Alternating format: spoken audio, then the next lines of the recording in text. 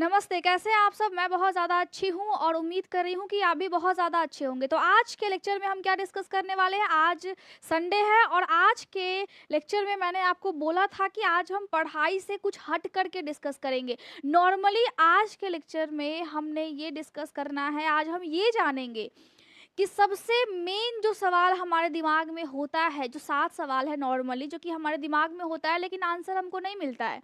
Answer क्यों नहीं मिलता है? क्योंकि आप अगर गूगल करें या फिर कहीं भी आप वीडियो देखेंगे तो आपको समझ में नहीं आएगा, लेकिन मैं आपको बताऊँगी। बाल तो सबके झड़ते हैं, ये कॉमन प्रॉब्लम है, बाल सबके झड़ते हैं और सबके पास बाल होता है। बाल क्यों होता है? बाल एक धागे जैसा स्ट्रक्चर है, वो क्यों होता है? और नॉर्मली जब वो झड़ता है तो हमारे दिमाग में क्या-क्या सवाल आता है? 7 सवाल है जिसमें सबसे पहला सवाल ये है कि बाल दोमुहा क्यों हो जाता है? हम कोशिश करते हैं कि बाल हमारा दोमुहा ना हो लेकिन हो जाता है। दूसरा, बालों की जड़ें वीक क्यों हो जाती है? बहुत से लोग टकला हो जाते हैं, बाल को पूरा मुंडवा लेते हैं, लड़के मुंडवा सकते हैं, लड़कियों के पास कोई ऑप्शन नहीं है। तो क्या टकले होने से उनके बाल ज़्यादा घने हो जाएँगे? ऐसा नहीं है, या फिर ऐसा है? क्या होता है? क्या बाल पानी को एब्ज़ॉर्ब करता है? हम बालों को पानी से धोते हैं अच्छी तरह से शैम्पू कर के, रगड़-रगड़ के, तो क्या कभी बाल के अंदर पानी एब्ज़ॉर्ब हुआ है? ये सवाल भी दिमाग में होता है लेकिन जवाब हमको नहीं मिलता है। एक दिन में कितना बाल झड़ना नॉर्मल है? और शैम्पू जब भी आप खरीदते हैं उस वक्त डिब्बे पे क्या-क्या आपको सबसे मोस्ट इम्पॉर्टेंट है देखना ही है, क्योंकि आप तो देखते नहीं हो, तो उसको बताएगा कौन क्या-क्या देखना है? मैं बताऊँगी। नॉर्मली सारे सवाल हमारे दिमाग में रहते हैं, कोई बोलता है जेनेटिक है, कोई बोलता है बाल झड़ रहा है क्योंकि तुम अच्छे से खा पी नहीं रहे हैं। लेकिन कभी-कभी ऐसा होता है कि हम बिल्कुल ठीक चीज़ कर रहे होते हैं, बाल तब भी गिरता है और हमको ये समझ नहीं आता है कि बाल आखिर क्यों गिर रहा है, बाल दोमुहा क्यों हो रहा है, उसको हम समझ लेते हैं। सबसे पहले हमने थोड़ा-सा ये जानना है कि बाल क्या होता है? बाल मतलब क्या है? बाल एक तरह से थ्रेड लाइक स्ट्रक्चर है, धागे जैसी स्ट्रक्चर है। और वो कहाँ से उगती है? आपके स्कैल्प पे, आपके जो व्हाइट-व्हाइट दिखता है उसको हम स्कैल्प बोलते हैं। और वहाँ पे जब आप छोटा-छोटा देखेंगे ना तो छेद आपको दिखेगा, मतलब छिद्र आपको दिखेगा। उस छिद्र को हम क्या बोलेंगे? उस छिद्र को हम बोलेंगे फॉलिकल। अब वहाँ से आपके बाल आते हैं। और बाल क्यों बाल पानी को एब्जॉर्ब नहीं करता है? क्योंकि जब आप बाल को धोते हैं तो बालों के अंदर पानी घुसता तो नहीं है, तो क्यों एब्जॉर्ब नहीं करता है? क्योंकि बालों के ऊपर एक लेयर होता है जिसको हम बोलते हैं कीरेटिन।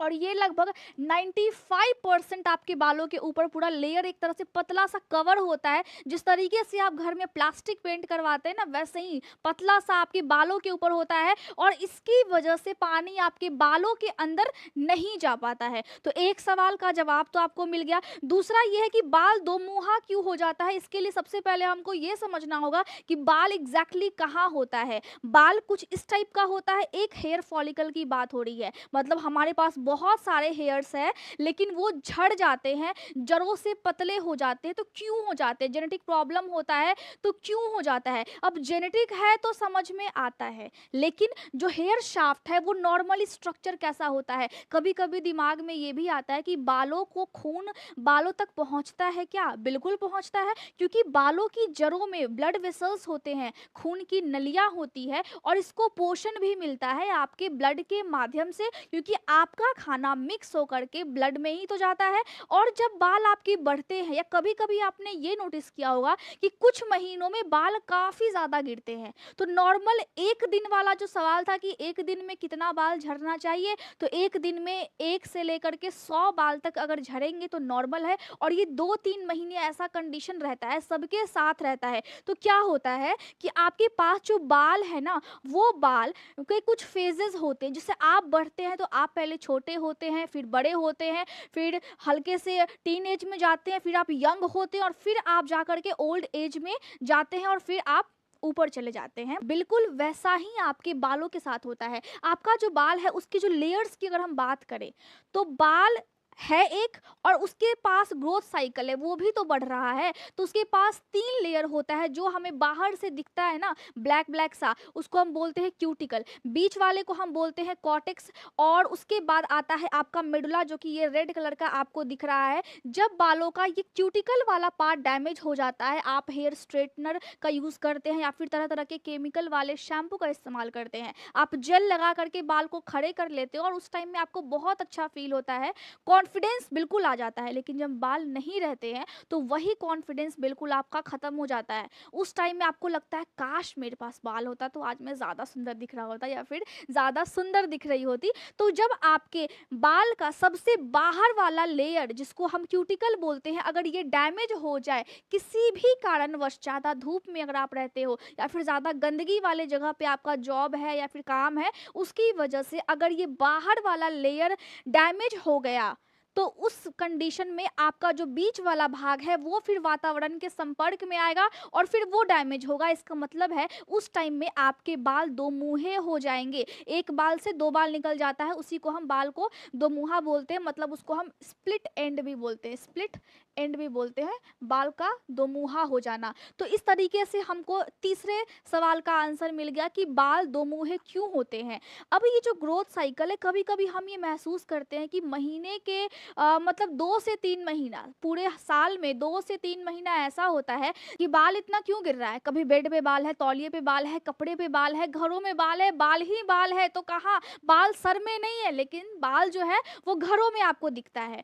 तो उस टाइम में क्या होता है, बाल अपने ग्रोथ साइकिल में होता है, जैसे आप बढ़ते हैं वैसे ये भी बढ़ते हैं। जब बाल बड़ा हो रहा होता है उस कंडीशन में, बाल जब बढ़ रहा होता है, जैसे आपको बढ़ने में समय लगता है वैसे ही आपके बालों को बढ़ने में समय लगता है। और जब वो ग्रोइंग फेज में होता है तो 2 से 6 साल तक का इसका ड्यूरेशन होता है। और इस टाइम में बाल आपका बड़ा हो रहा होता है, मतलब हेल्दी है बिल्कुल, इसके फॉलिकल्स भी नीचे में हेल्दी है और ये बड़ा हो रहा है, अच्छे से ये बड़ा हो रहा है। 2 से 6 साल लगता है। लगभग 85 से 90% जो बाल है वो इसी फेज में रहता है, मतलब बाल बड़े हो रहे होते हैं। उसके बाद एक ऐसा फेज आता है जिसमें बाल बिल्कुल मेच्योर हो गया है और उस टाइम में बाल आपके एक तरह से बोले तो बाल क्या होता है, बाल चेंज हो रहा होता है। जब बाल ग्रोइंग फेज से निकल करके बिल्कुल एकदम हेल्दी हो गया, मेच्योर हो गया, एकदम यंग हो गया, जैसे आप यंग होते हैं, तो उस फेज को हम बोलते हैं ट्रांजिशन फेज या फिर कैटाजन बोलते हैं।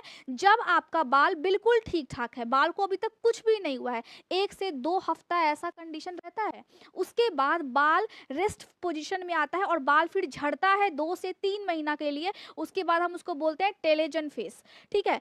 तो इसमें बाल झड़ने लगता है 2 से 3 महीना। आपने भी ये नोटिस किया होगा कि बाल काफी ज्यादा गिरता है। और दूसरा है एक्सोजन फेज, जिसको हम शेडिंग फेज बोलते हैं, बाल बिल्कुल जड़ से निकल करके झड़ने ही लगता है। इसमें ट्रांजिशन होता है या फिर रेस्ट कर रहा होता है और इसमें बिल्कुल झड़ने लगता है।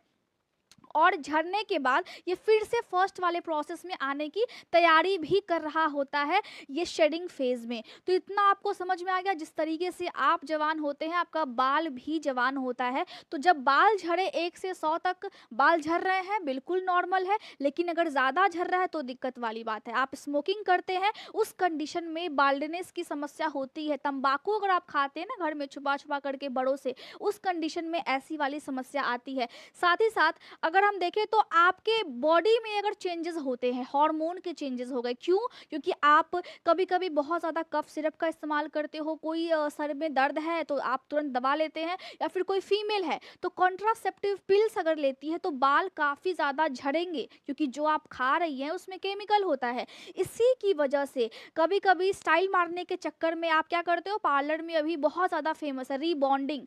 तो रीबॉन्डिंग की वजह से जब आप केमिकल्स का इस्तेमाल करते हैं, ये थोड़ा सा धुंधला टाइप का हो गया है, आप मैनेज कर लीजिएगा। जब केमिकल का जब आप इस्तेमाल कर रहे होते हैं तो इस कंडीशन में क्या होता है कि आपका बाल उस टाइम में आपको सॉफ्ट दिख रहा है, क्योंकि उसके ऊपर एक लेयर चढ़ा हुआ है और चढ़ाया गया है, लेकिन वो सॉफ्ट नहीं रहता है और बाल दो मुहे हो जाते हैं तुरंत। जब बाल दो मुहे होते हैं तो हम बोलते हैं कि 6 महीना में या फिर 8 महीने में आपको ट्रिम करवा लेना चाहिए, हल्का हल्का बालों को काट लेना चाहिए, जिसकी वजह से बाल जो है वो हेल्दी रहे। जहाँ तक बाल दो मुहा हो गया है ठीक है, लेकिन उसके बाद फिर बाल हेल्दी रहे, तो इस बात का भी आपको ख्याल रखना है।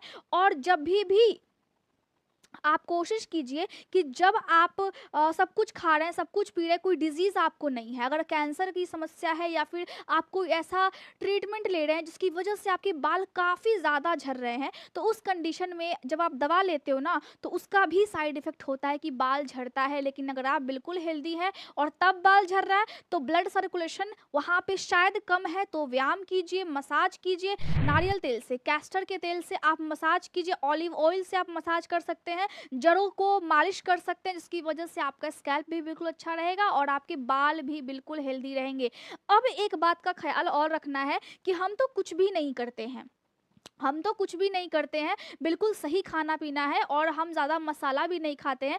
लेकिन क्या है कि हमको जेनेटिक प्रॉब्लम भी नहीं है। लेकिन क्या होता है कि तभी भी हमारे बाल काफ़ी ज़्यादा झड़ रहे होते हैं। तो ऐसा क्यों हो जाता है? ऐसा क्यों हो जाता है? अब देखिए, आप क्या करते हैं ना, आप शैम्पू को चूज़ करते वक़्त कभी भी उसके पीछे में जो भी लिस्ट लिखा होता है केमिकल्स का, जो भी नाम है, आप बिल्कुल भी नहीं पढ़ते हैं। तो सबसे इम्पोर्टेंट बात आपको क्या ख़्याल रखना है, और गवर्नमेंट को भी ये ख्याल रखना चाहिए कि जो बहुत ज़्यादा हार्मफुल केमिकल है उसको बैन कर देना चाहिए मेरे हिसाब से। क्योंकि जब आप शैम्पू को इस्तेमाल करते हैं तो क्या-क्या प्रॉब्लम्स होते हैं।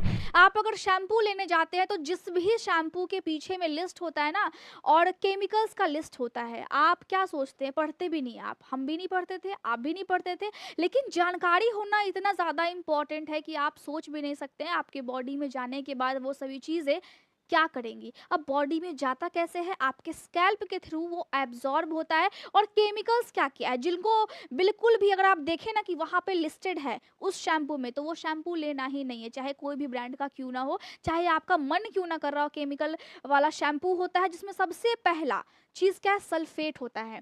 अब सल्फेट से क्या होता है, हमको तब तक संतुष्टि नहीं मिलता है कि मेरा बाल एकदम साफ हो गया है, जब तक उससे पूरा झाग ना निकले, फोम ना निकले। तो हम कोशिश करते हैं कि बहुत सारा शैम्पू लें और सर में डालें और बिल्कुल एकदम बिल्कुल फेन आना चाहिए वहाँ से। तो फोम क्यों निकलता है? सल्फेट केमिकल की वजह से होता है। और इस फोम की वजह से अगर आपकी आँखों में जाता है, आपके मुँह में जाता है, तो कैंसर होगा, या किडनी आपकी डैमेज होगी, हार्मोन आपके डिस्टर्ब रहेंगे, और आपके बालों का नेचुरल तेल जो कि एक तरह से मॉइस्चर होता है वो ख़त्म कर देता है। और बालों का कलर भी, मतलब समय से पहले बहुत से लोगों के बाल एकदम ग्रे हो जाते हैं, वाइट हो जाते हैं। कोई भी दिक्कत नहीं है आपको, क्यों हो गया बाल आपका ग्रे, क्यों हो गया? क्योंकि सल्फेट है उसमें। और आपके स्कैल्प को बिल्कुल ही सूखा बेजान बना देता है। लेकिन शैम्पू वाले एडवर्टाइजमेंट में क्या बोलते हैं? बोलते हैं कि आपके बालों को बिल्कुल ये मॉइस्चर देगा, शाइनिंग देगा। लेकिन अभी क्या कर रहा है? बेजान बना रहा है, क्योंकि उसके अंदर सल्फेट है और उससे झाग निकल रहा है। तो क्या पीछे में सल्फेट लिखा होगा? नहीं लिखा होगा। क्या लिखा होगा? अमोनियम लॉरियल सल्फेट लिखा होगा, या फिर सोडियम लॉरेट सल्फेट लिखा होगा। और शॉर्ट फॉर्म में बड़े चालाकी से लिखते क्या है? SLES। दूसरा, सोडियम लॉरियल सल्फेट SLS अगर कहीं भी लिखा हो, वो शैम्पू तो बिल्कुल भी नहीं लेना है। दूसरा जो केमिकल है वो होता है पैराबेन्स। अब आप देखते हैं ना कि शैम्पू के पीछे क्या लिखा होता है कि आप 1 साल तक इसको रखिए, बिल्कुल खराब नहीं होगा। तो वो क्यों खराब नहीं होता है? क्योंकि उसमें प्रिजर्वेटिव मिलाया जाता है, और वो जो प्रिजर्वेटिव है वो कौन सी चीज़ है? पैराबेन्स है। और इस पैराबेन्स की वजह से क्या होता है आपके साथ? इस पैराबेन की वजह से आपका जो स्कैल्प है काफ़ी ज़्यादा ड्राई हो जाता है। साथ ही साथ आपके रिप्रोडक्टिव हेल्थ को ये अफ़ेक्ट करता है, मतलब बांझपन की जो समस्या भी हो रही है ना, वो इन केमिकल का भी योगदान बहुत ही ज़्यादा है। आपके ब्रेन में अगर कोई समस्या हो रही है, आपको समस्या नहीं है, बच्चा हुआ है, बच्चे को वो केमिकल वाला शैम्पू कोई भी लेडी अगर इस्तेमाल कर देती है, तो बच्चे में डेवलपमेंट होना बंद हो जाता है, कम हो जाता है, बच्चे में कुछ प्रॉब्लम आता है ब्रेन में, वो सही से सोच नहीं पाता है। ब्रेन की जो थिंकिंग प्रोसेस है वो काफ़ी ज़्यादा स्लो हो रही है आजकल लोगों की। क्यों हो रही है? क्योंकि आप क्या इस्तेमाल कर रहे हो? केमिकल इस्तेमाल कर रहे हो। मेनली क्या कर रहे हो? पैराबेन कर रहे हो, जिसको हम ज़ेनोएस्ट्रोजन भी बोलते हैं। और क्या नाम लिखा रहेगा डब्बे पे? डब्बे पे लिखा रहेगा ब्यूटाइल पैराबेन, या फिर इथाइल, या फिर मिथाइल पैराबेन। बिल्कुल भी नहीं लेना है इन सभी चीज़ों को। तीसरा हमारा होता है पॉलीइथिलीन ग्लाइकॉल्स। आप देखते हैं शैम्पू काफ़ी ज़्यादा गाढ़ा होता है, जब आप निकालते हो तो एकदम लिक्विड टाइप का होता है। या तो शैम्पू का मतलब क्या हुआ कि आपके बालों को साफ करे, जो सेल्स यहाँ पे स्कैल्प पे डेड है उसको हटा दे। या तो वो पाउडर फॉर्म में होता है, लिक्विड फॉर्म में होता है, या फिर सॉलिड फॉर्म में होता है। लेकिन यहाँ पर क्या, शैम्पू जब हम देखते हैं ना, तो वो सेमी सॉलिड होता है। वो गाढ़ा सा एकदम चिकना सा पदार्थ होता है। और वो क्यों होता है? क्योंकि उसमें एक केमिकल मिला होता है, पॉलीइथिलीन ग्लाइकॉल्स मिला होता है, जिसकी वजह से आपके बाल आधे पर से टूट जाते हैं। हम बोलते हैं ना कि हमारा बाल जब बढ़ता है तो आधे पे से ही टूट जाता है। क्यों टूटता है? क्योंकि आपकी गलती नहीं है। आप जो शैम्पू का इस्तेमाल कर रहे हैं उसमें है पॉलीइथिलीन ग्लाइकॉल्स, और ये आपके बच्चे के विकास में बाधा उत्पन्न करता है। आपके पास कोई जेनेटिक समस्या ऐसा नहीं है, लेकिन कभी-कभी किसी-किसी घर में ऐसा होता है कि जब बच्चे पैदा होते हैं तो अजीब-सा प्रॉब्लम होता है। जन्म से ही अजीब-सा डिसऑर्डर है, ब्रेन बड़ा हो रहा है या फिर माथे की साइज़ बड़ी हो रही है, बच्चों के बोन्स बिल्कुल नॉर्मल नहीं है, बच्चों के हार्ट बिल्कुल नॉर्मल नहीं है। बचपन से ही इतनी सारी प्रॉब्लम है। क्यों है? क्योंकि आपने वो इस्तेमाल किया है और कहीं न कहीं आपके बॉडी के अंदर में वो सभी चीज़ें गई हैं। जो भी प्रेग्नेंट लेडी है उसको तो बिल्कुल भी ये इस्तेमाल नहीं करना चाहिए, क्योंकि बच्चे के लिए खतरा बन सकता है और अगर आप इस्तेमाल करती हैं तो बच्चे को डिसऑर्डर होने की संभावना बहुत ज़्यादा हो जाती है। साथ ही देखें तो कैंसर तो होगा ही, और चौथा है ट्राइक्लोसेन। ये क्या होता है कि बहुत सारी कंपनी ये बोलती कि हमारा जो शैम्पू है ना उससे आपको बैक्टीरिया बॉडी के अंदर में नहीं जाएगा, स्कैल्प में बैक्टीरिया ग्रो नहीं होगा, लेकिन ये टूथपेस्ट में, डिओड्रेंट्स में और आपके शैम्पू में पाया जाता है। अचानक से बहुत से लोगों का वज़न बढ़ जाता है, बहुत से लोगों का वज़न घट जाता है, समझ में नहीं आता है, आपको कोई भी दिक्कत नहीं है, तो इस केमिकल की वजह से ऐसा होता है। बहुत से लोग डिप्रेशन में अचानक से चले जाते हैं, कोई दिक्कत नहीं है, घर में सब कुछ ठीक है, लेकिन डिप्रेशन हो रहा है। क्यों हो रहा है? क्योंकि आपके शैम्पू में ट्राइक्लोसेन नामक पदार्थ है जो कि कैंसर तो कर ही रहा है, साथ में डिप्रेशन में भी डाल रहा है। उसके अलावा और है फॉर्मेल्डिहाइड। ऑब्जर्व हो जाता है ये आपके स्कैल्प के थ्रू और जा करके ब्रेन को ये जा करके डिस्टर्ब करता है और एस्थमा तक हो जाता है फॉर्मेल्डिहाइड से। कैंसर भी होता है, एस्थमा भी होता है।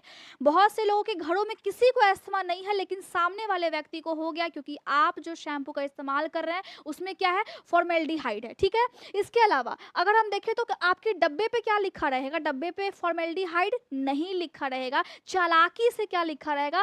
क्वाटरनियम 15 लिखा रहेगा। उसके अलावा एक और नाम वहाँ पे देखा जाता है, बहुत ही ज़्यादा देखते हैं हम डब्बे पे, सिंथेटिक फ्रेग्रेंस और कलर्स।